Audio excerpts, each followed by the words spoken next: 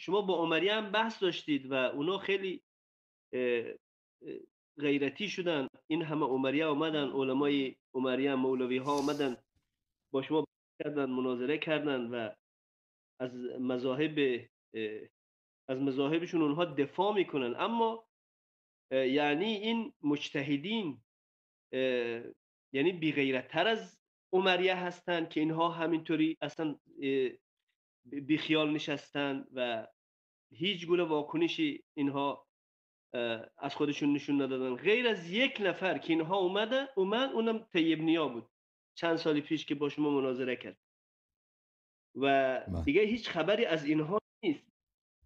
و حتی همین جماعت ولایت فقیه که رستمی با شما مناظره کرد، مناظرات شما رو ما دیدیم و آقای حسینی بود با شما چندین جلسه مناظره کرد، حتی اینها به اندازه اینها هم غیرت نکردن که بیان با شما مناظره کنن. بله. خب اینا و این فهمیدن دیگه خیلی که سوال. نه، اینا زرنگن. این جماعت مجتهدین اینا خیلی زرنگن. اینا محاسبهشون کردن. اگر اینا بیان مناظره کنند، اینا چون 100% میدان شکست میخورن، اینا خیلی مفتضح میشن، آبرویشان میره و مردم متوجه میشن که اینا هیچن.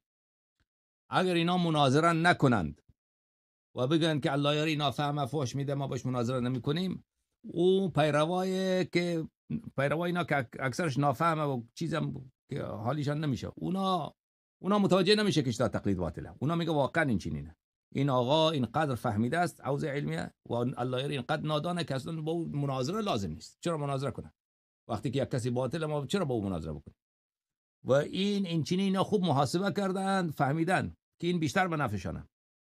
چون اکثر مردم اگر اینا مناظره بکنن متوجه میشن که اشتباه تقلید هیچ باطله، مثل خلافت ابوبکر. اما اگر مناظره نکنند اکثر مردم متوجه نمیشن. اکثر مردم در اون جهلشان میمانه. اون جهل برای اینا بهترین پادشاهی برای اینا. جهل مردم، نادانی مردم از دین خدا بیخبر بودن برای اینا دیگه روف سلطنت پادشاهیه. چون احترام میکنن، پول میدن، دستشان میبوسن. اینا پیر، مردم مرید دیگه، از هیچ چیز بله پادشاه اینا به هم نمیخورن.